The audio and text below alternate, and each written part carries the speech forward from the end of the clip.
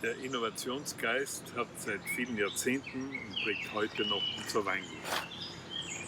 Wenn ich mich so zurückerinnere, wie das alles angefangen hat, konnten ja eben die Schule in den Sinn. Im Gymnasium damals hatten wir Heraklit durchgenommen, dessen Lehre eben aufbaut auf diesem Leitsatz Pantarei, alles fließt.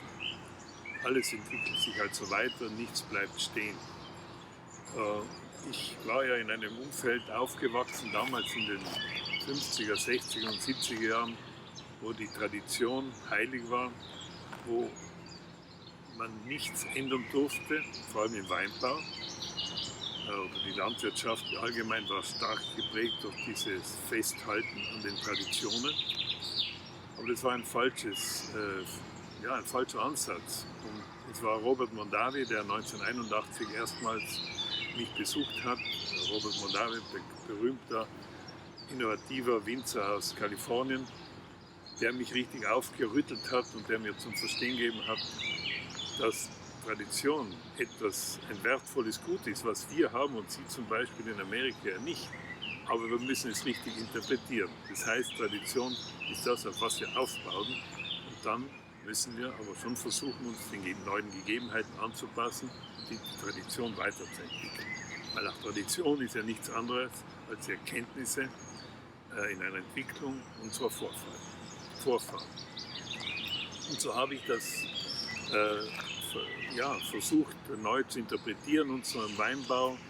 Und gerade in den Jahren hatte ich auch einen Artikel gelesen über ein erstes Modell eines möglichen Klimawandels, einer Erwärmung des Klimas. Und so habe ich Rainer Zirock, einen Freund, der in San Michele in der Versuchsanstalt tätig war, auch gebeten, das Versuchswesen von unserem Weinbau zu übernehmen. Und gerade die Frage, was kann man eben tun, wenn das Klima sich verändert, heißere Temperaturen herrschen würden, extreme Witterungsverhältnisse, was kann man dagegen tun? Und so haben wir zum einen eben begonnen, Rebsorten anzubauen, die aus südlichen, sehr heißen Klimazonen kommen, wie Viognier, Roussanne, Marsanne, Petit Manseng, Assyrtiko aus Griechenland, Vermentina aus Sardinien, Tannat aus dem Süden Frankreichs. Und so eben im Laufe der Jahre zu sehen, wie sie sich bei uns entwickeln würden, wie sie sich adaptieren würden. Rainer hat mir damals eben sehr stark geholfen und eben diese Sorten gesucht und hier dann gemeinsam angebaut. Wir haben uns natürlich dann weiterentwickelt im Weingut. Wir hatten ja damals beschlossen, ein neues Gebäude zu erstellen in den 90er Jahren. Auch das wieder war durch Innovation geprägt.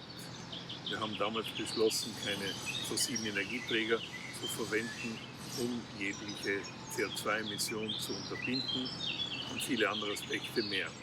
Aber ein ganz wichtiger Moment war eigentlich dann 2012, wo ja mein Schwager, Luis Telemann, der über 40 Jahre die Verantwortung im Keller hatte, sich zurückgezogen hatte und ich dabei war, einen neuen Verantwortlichen für die Produktion, Keller und Weinbau zu suchen. Mir war es ganz wichtig, dass wir jemanden suchen und finden würden, der stark in der Forschung, in der Lehre und im Versuchswesen tätig war. Und so bin ich mit Georg Meisser in Kontakt gekommen, den mein Sohn mir geraten hatte, der ihn als Professor in Geisenheim im biodynamischen Projekt eben als Professor hatte. Und ihn hatte ich eingeladen, einmal um unsere Winzerpartner zu informieren über die biologisch-dynamische Landwirtschaft. Und Georg hat dann dieses Angebot angenommen und hat begonnen, hier im Weinbau und im Keller vor allem starke Akzente zu setzen für das Versuchswesen, für die Forschung. Und so haben wir begonnen, nicht nur die vielen Rebsorten, die wir im Weinbau eben hatten, auszubauen, getrennt und unterschiedlich auszubauen, aber auch gängige Rebsorten wie Chardonnay oder Pinot Grigio oder auch alte autochthone Rebsorten wie den Blatterle, haben wir versucht, wieder neues Leben zu geben durch unterschiedlichen Ausbau. Und so sind hunderte von Experimente jedes Jahr angefangen worden und durchgeführt worden, die dann letzten Endes zu einer tollen Spielwiese, zu auch teilweise hochinteressanten Ergebnissen geführt haben. Und die wollten wir dann letzten Endes auch mit unseren Partnern, Vertriebspartnern, Kunden, auch privaten Gästen und Journalisten teilen. Und so ist das Projekt Kometen entstanden, das ja, schon unser Logo in unserer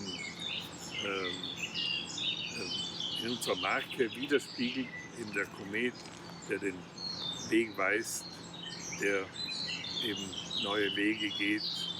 Und so sind die Kometenbeine, die einmal erscheinen, dann nicht mehr erscheinen, dann wieder erscheinen und so eben uns helfen und für die Zukunft den Herausforderungen, für die Zukunft zu wappnen und die Herausforderungen zu schaffen.